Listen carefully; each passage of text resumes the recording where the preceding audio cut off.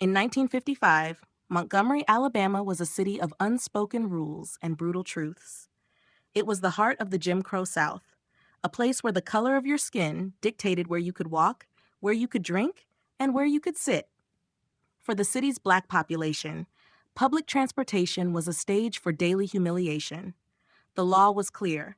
Black people paid the same fare as white people, but they sat at the back of the bus.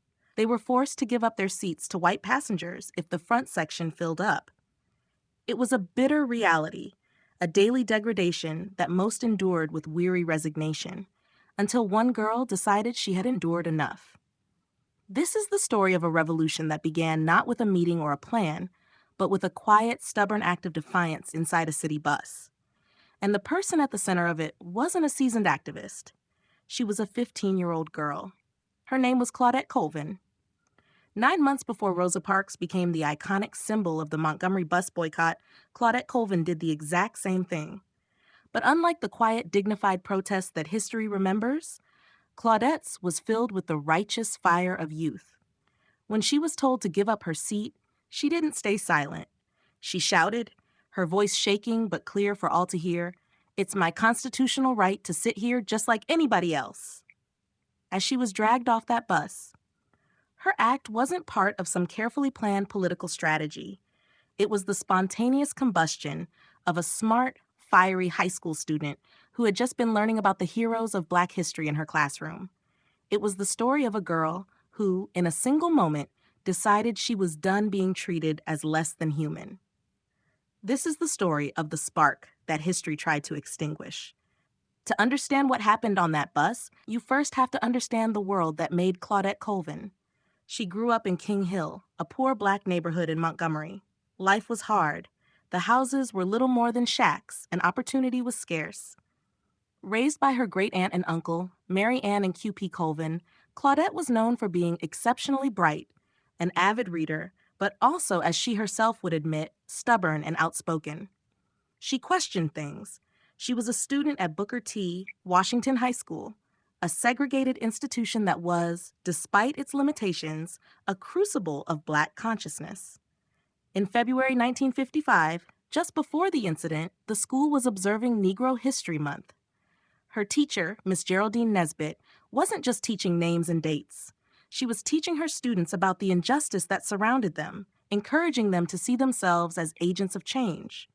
They were having deep, passionate discussions about heroes like Harriet Tubman, who led slaves to freedom, and Sojourner Truth, who spoke truth to power. For Claudette, these weren't just stories. They felt personal. She later recalled, "I knew I had to be a truth teller like Sojourner." Just days before her arrest, Claudette had poured her frustration and anger into a school essay about the daily indignities of life under Jim Crow laws. Those ideas, that fire for justice, were still echoing in her mind when she stepped onto the Highland Gardens city bus on the afternoon of March 2nd, 1955. The bus was old and crowded, smelling of exhaust fumes and damp wool coats. Claudette, carrying her school books, found a seat in the colored section, several rows from the back. She sat by the window.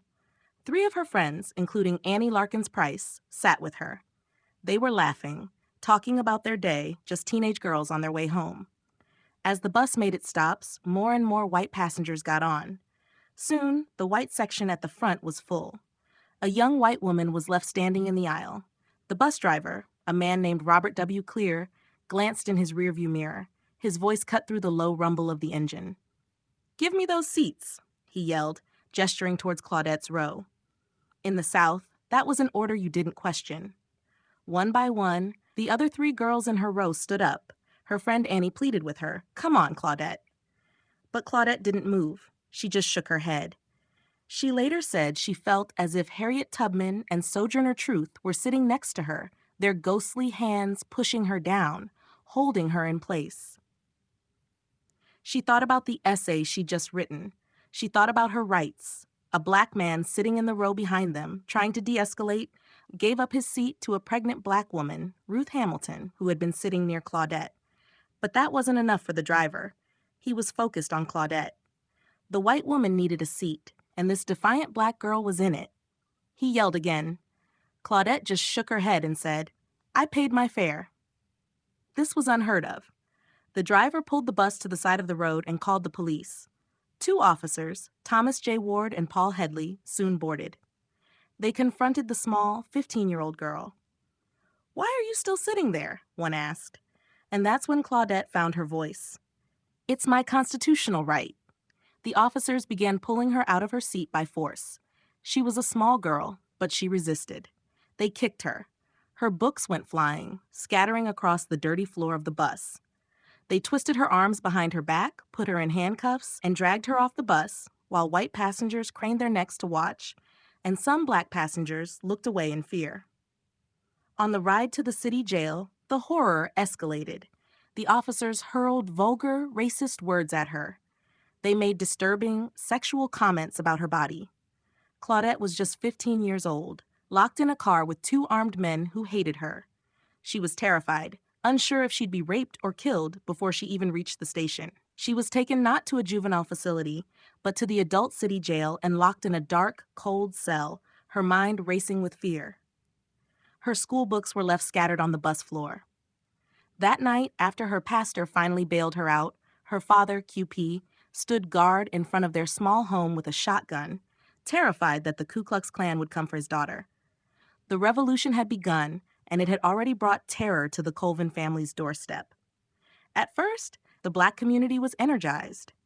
Civil rights leaders like E.D. Nixon, the head of the local NAACP chapter, were excited. They believed they had a test case, a perfect, clear-cut incident to legally challenge the bus segregation laws they had been fighting for years. But then, as they learned more about Claudette, things stalled. Movement leaders began to hesitate. They were operating under a difficult strategy now known as the politics of respectability. It was a belief that to win rights and gain sympathy from white America, black people had to present themselves as perfectly moral, dignified, and upstanding citizens. They needed a symbol who was beyond reproach. And Claudette, in their eyes, was not perfect. She was a teenager. She was fiery, emotional, and from a poor neighborhood. She hadn't responded with the quiet dignity they envisioned. She had yelled. And then came the complication that would seal her fate. A few months after her arrest, it was discovered that Claudette, unmarried and still just 15, was pregnant. The baby's father was an older, married man from her neighborhood. In the deeply conservative 1950s South, this was seen as a major scandal. The leaders of the movement, even from the NAACP, worried that her reputation would be destroyed in the white courts and media.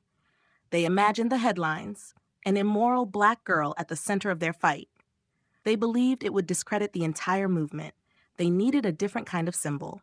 Someone older, calmer, middle class, with a lighter skin and a reputation that was absolutely untouchable. That person was Rosa Parks. At 42, Parks was a respected seamstress and the secretary of the Montgomery NAACP chapter. She was well-known and well-liked, the embodiment of quiet strength and Christian piety. So the leaders made a strategic and heartbreaking decision. They decided to wait for a better case, a better face for the movement, and Claudette Colvin's brave, defiant act was quietly pushed aside, destined to become a forgotten footnote. But the story didn't end there. 9 months later, when Rosa Parks was arrested for the very same act, the Montgomery bus boycott began. The black community united in a massive economic protest that lasted for over a year. But boycotts alone couldn't change the law. The movement needed a legal victory. And here, the story comes full circle. Rosa Parks' case was tangled in the local Alabama state courts on a criminal charge. To strike down segregation for good, the movement needed to file a lawsuit in federal court, arguing that the law itself was unconstitutional.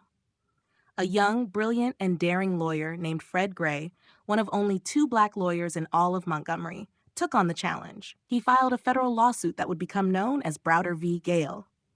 But to file the suit, he needed plaintiffs, people who had personally suffered from bus discrimination and were willing to risk their jobs, their safety, and their lives to testify. Rosa Parks couldn't be one of them, as her ongoing criminal case would complicate matters. So Fred Gray went looking for other heroes. He found 4 courageous women. First, Aurelia S. Browder, the lead plaintiff, a determined mother of 4, who had her own defiant run-in on a bus and was tired of the injustice. Then, Mary Louise Smith, another teenager, only 18 years old, who had been arrested months before Rosa Parks for refusing to give up her seat, but whose case was also quietly dropped. Next, Susie McDonald, an elderly widow in her 70s, who had decided she was too old to be pushed around any longer. And the final, crucial star witness, Claudette Colvin. The very girl the movement had once cast aside was now at the center of the legal battle that could end it all. In May 1956, Claudette, now a young mother holding her son Raymond, walked into a federal courtroom. The weight of history was on her shoulders. The state's lawyers tried to dismiss her, to paint her as an unreliable, emotional girl. But when she took the stand, she was unshakable. She gave powerful, emotional, and direct testimony. With a clear voice, she looked the three white judges in the eye and described the humiliation of being told she was not worthy of a seat. She described the violence of her arrest, the terror of being in that police car. She wasn't reciting legal arguments. She was telling her truth. Her testimony was so compelling, so raw, that it made the cruelty of segregation undeniable. The federal court ruled 2-1 that bus segregation was unconstitutional, a violation of the 14th Amendment. The city of Montgomery and the state of Alabama appealed, taking the case all the way to the highest court in the land. But on November 13, 1956, the U.S. Supreme Court upheld the ruling. It was the Browder v. Gayle decision, powered by the testimony of Claudette Colvin and 3 other brave women, that delivered the final legal blow to bus segregation in America. The boycott had provided the pressure, but it was their lawsuit that broke the back of Jim Crow on public transportation. After the case, Claudette Colvin faded from public view. While Rosa Parks became a national hero, Claudette's life became harder. In Montgomery, she was branded a troublemaker. She couldn't find work. The pregnancy had made her a pariah in parts of her own community. Feeling she had no future there, in 1958, she moved to New York City. For 35 years, she worked quietly as a nurse's aide in a Manhattan nursing home. She raised her 2 sons and lived a life of anonymity. She rarely, if ever, spoke of her past. She felt forgotten, even abandoned, by the very movement she had helped spark. She watched from afar as the civil rights story was told and retold, with her chapter completely ripped out. But history has a long memory.